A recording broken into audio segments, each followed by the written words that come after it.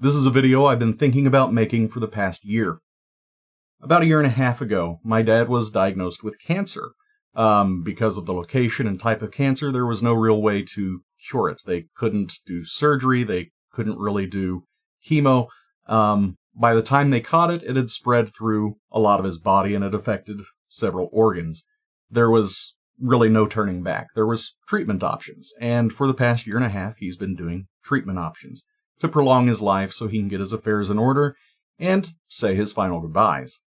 So, for the past year and a half, things have been okay. They haven't been good. They haven't been good since long before. Initially, he went to the doctor because his shoulder hurt. So he thought he had been sleeping wrong and maybe he had sprained something in his shoulder. Turns out that had something to do with his liver being damaged. My dad's not a drinker. He never has been. In fact, we had the same bottle of Red Stripe in the refrigerator from the time I was about 7 until I was about 15 when I tried to drink it for myself. My dad doesn't do that sort of thing. He's always been healthy as an ox. He worked out every day. He walked miles every day. He rode his bicycle all the time. He was an active, healthy person.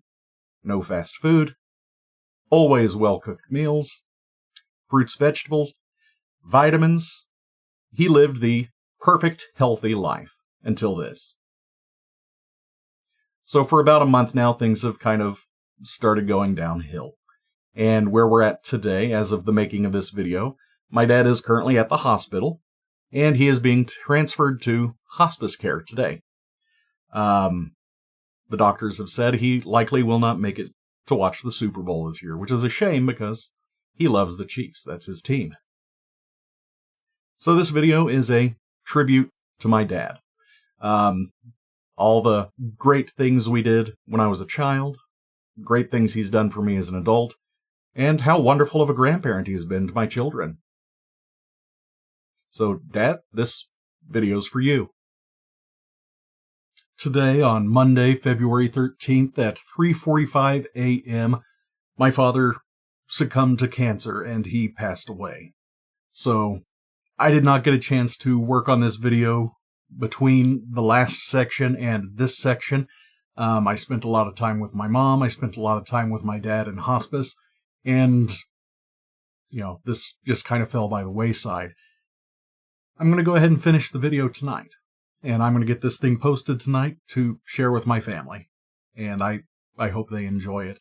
What I've done is I have written down about 1,400 words.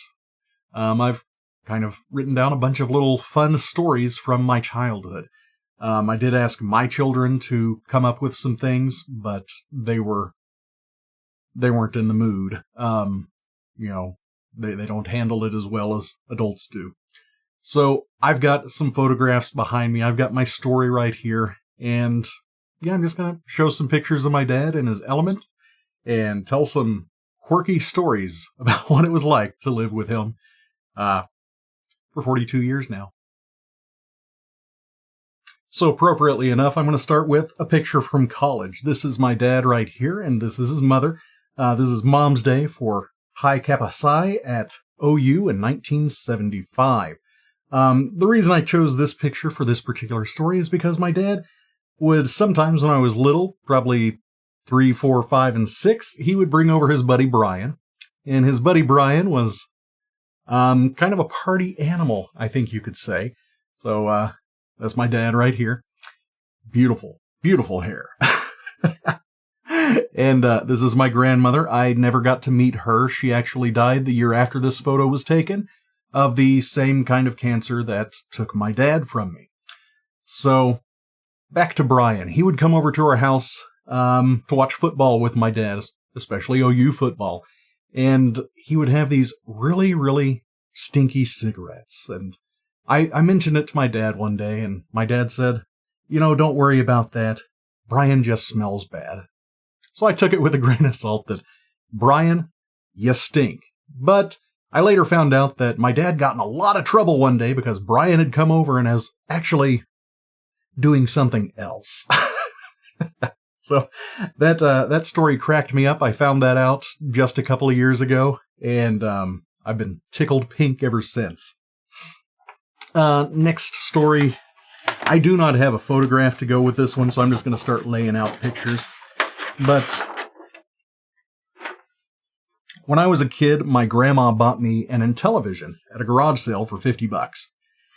And she had that Intellivision put in my bedroom because it was for me. It was my birthday. Speaking of me, there's me in a suit back in middle school. I think I was going to a band concert there. But she put the Intellivision in my room, and my dad would keep me up every single night of the week while he played Burger Time, he played Diner, he played Dig Dug.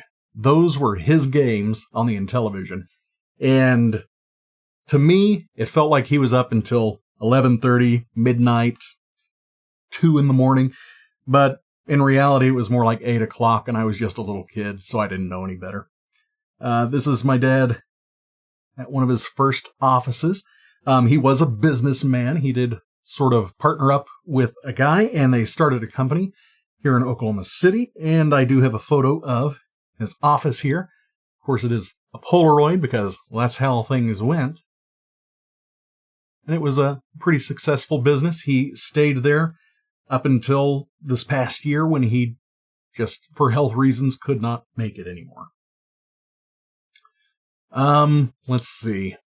Oh yeah, after the Intellivision, my grandma then got me a Nintendo.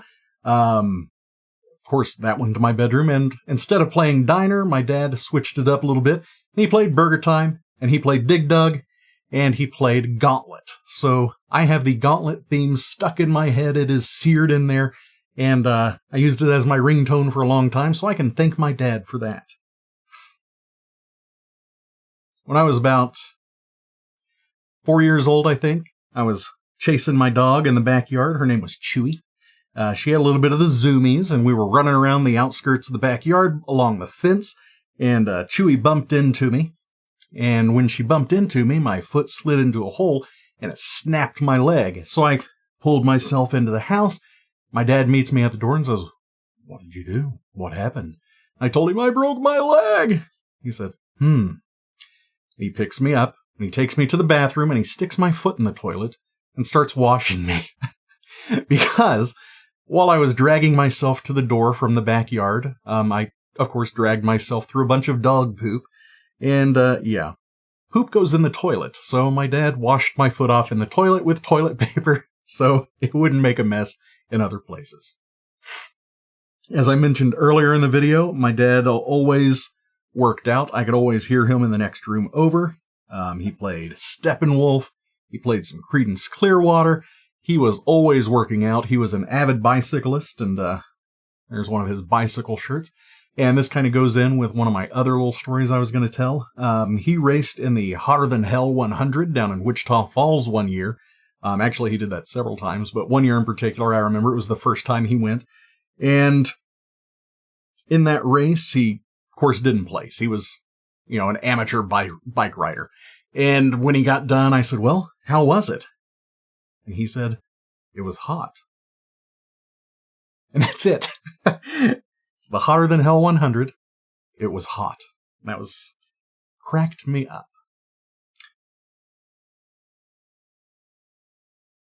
Let's scroll down so I can read the next one here.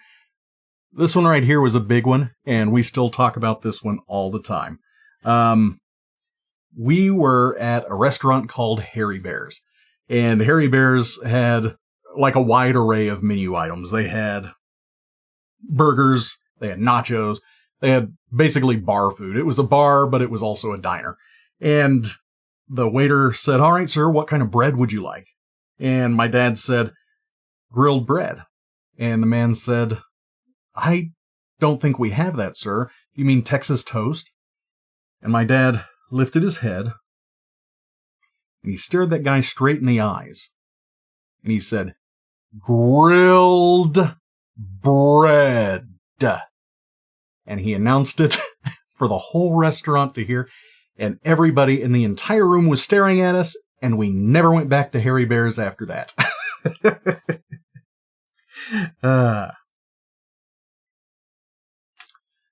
let's see. I mentioned our bottle of Red Stripe, so there was that. I do have a picture, but it's not here with me, of my dad wearing his favorite shorts. His favorite shorts would not even really be considered Daisy Dukes, because you could see his whole everything hanging out of there. He wore those things until the mid-90s, until my mom finally threw them away. They were his absolute favorite shorts. I think that's just what the 70s did to people. And I like to share that. In the 80s, in the 90s, we always had a family truckster, and he even called it the family truckster. I believe it was a Ford wagon, and it had all the bells and whistles for the early 80s, and it had the back seat in the very back in the trunk part. You could lift it up, and it had like a little extra bench. We took that thing everywhere, up into the mountains, all over the place, down to Florida. Excellent. I advise everybody needs a family truckster. And my dad was also a shutterbug. He took thousands of photos. In trying to find these photos, we had to go through at least 1,500 different pictures. The vast majority of the pictures, if there were people in it, he got from here up because he didn't really care who was in the picture. He wanted to get a picture of the scenery. So yeah, there's lots and lots of family pictures with me and my mom and my grandma, or just me and my mom. And it's just from here up because, yeah, we knew you were there because there's your heads. But he wanted to show the background.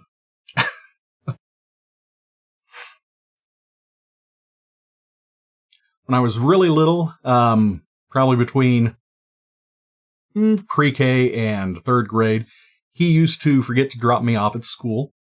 And he would just continue to drive to work. The whole time he was on the way, he would be talking to himself. He would be reciting what he would be saying for his meetings that day. And he would just totally forget I was there. So there were lots of days where I either didn't have to go to school or I got to come in a couple hours late because we would get all the way to his office, which was almost an hour-long drive before he would realize, oh crap, little Rhino's in the car. And in the car, he always liked to see just how far he could go. And at least 3 times a year, we would have to either drive him back to a certain intersection off the interstate, or he would walk back to that intersection after walking home to get the gas can. And it was the same intersection every time, and he never learned. He always got that same intersection.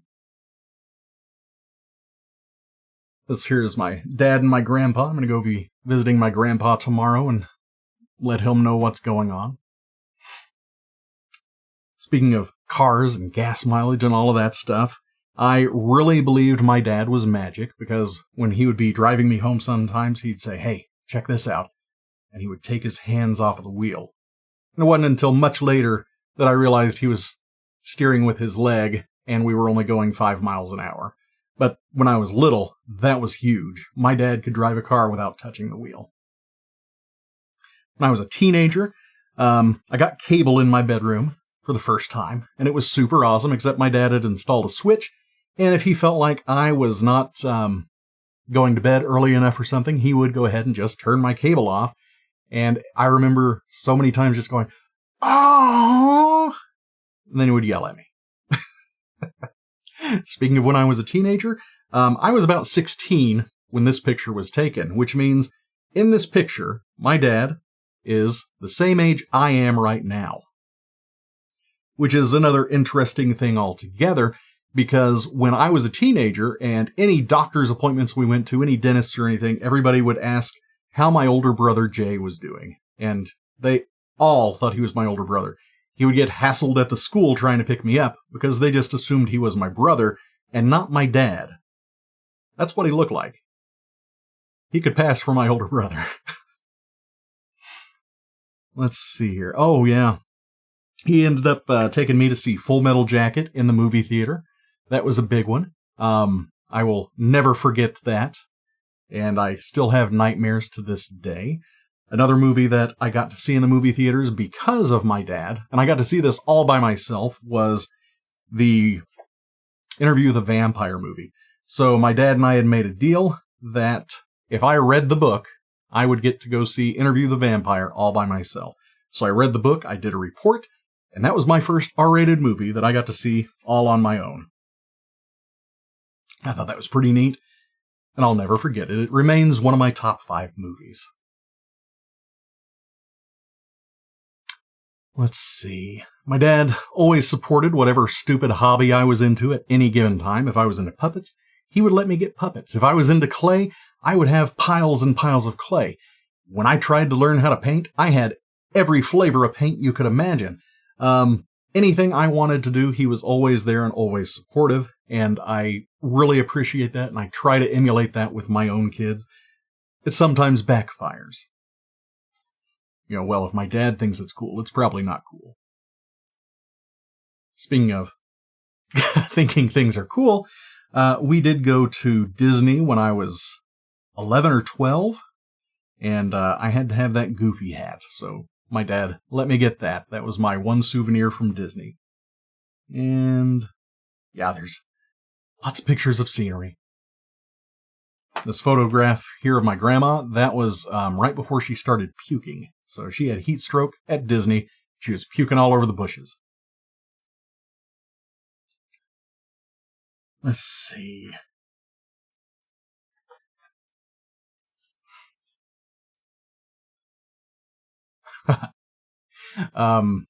Just an aside.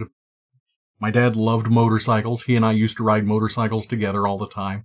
And it cracked us up, me and my wife, whenever we would see my dad on a motorcycle. He always had the hugest grin, just ear-to-ear grin, because being on a motorcycle made him so happy. And it always tickled us. We just laughed every time we saw him, and we'd say, "Hey, we saw you smiling today."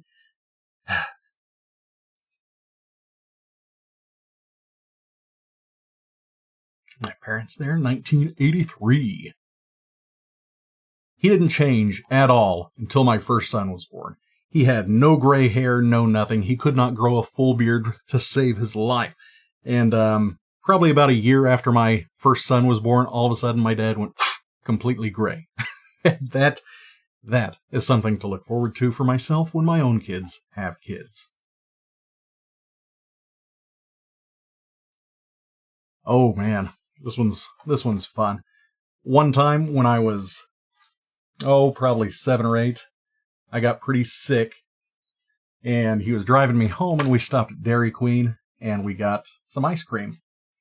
And I was sick, so I ended up hurling all over his car. It was a 92 Thunderbird, and I filled the wheel well with puke, and it was horrible. And all my dad said is he said, I can get a cone for that. And then I puked a little bit more, and I won't forget that one either. Just the whole experience, it just has stuck with me. What else do I have here? Like I said, I wrote 4 pages of different stories.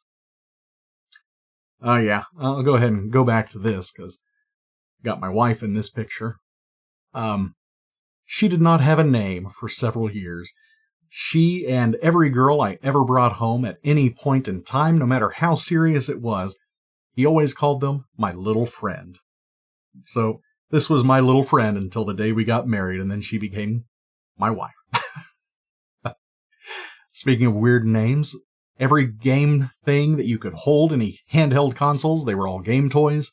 Any consoles you connected up to the TV to play games, they were all called Nintendos.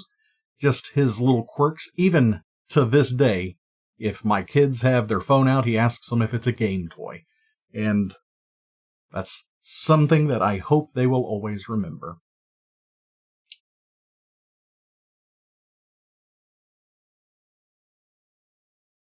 This one's kind of important, and I'm going to bring this one up for my oldest son. For the past 2 years, my dad and I had been looking for cars for my son to get when he turned 16. And we went back and forth, over and over and over. Probably sent each other 500 different cars over the past 2 years. And we never quite settled on one. When we finally find one we really liked, he would say, it got sold. Too bad. I'd be like, too bad. We'll just have to keep looking. It was kind of a bonding thing more than anything. And then over the summer, he said, you know what? I'm just going to get a car for us. So he knew the types of cars I liked and the types of car he liked, obviously. And they meshed really well. In fact, we had 3 cars that basically we both adored. And he found one. And then he found another one. And then he found another one. And he just kept kind of hovering over them, just being kind of indecisive. So it went from finding my son a car for when he turns 16 next month, or in a month and a half. And then it turned into finding me and my dad a car, and then my oldest son's going to get my car.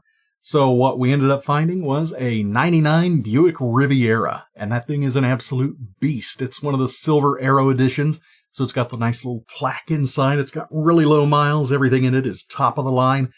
It's just a gorgeous car. And as of now, I am the only person in the family that has not gotten to sit in the car or not gotten to drive the car. So one of these days, maybe I'll be able to drive it. I want to finish up with a postcard my dad wrote, just so you can kind of get a little bit of a sense of his sense of humor here. So he went to Seattle with my grandpa. What's the date on this? 2004, back in 2004 in June. And he wrote postcards to me and my mom. This is the one postcard for myself that I could find, and I'll just read it to you guys.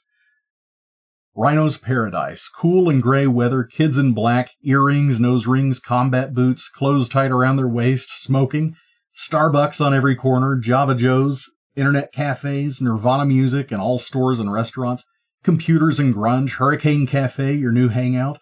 You would not like the town elevation, though. That's because anytime I get above a certain elevation, my nose just goes... So yeah, it was nice of him to think of me with all of the goth kids up there in Seattle. And that's going to wrap it up. I do have a lot more little stories. I'm just going to save these, and I will give them to my kids in a box or something. Just little stories about their grandpa. But I think it's time to wrap it up. I am going to miss my dad more than anything. He has always been there for me no matter what. He has always helped me in every situation.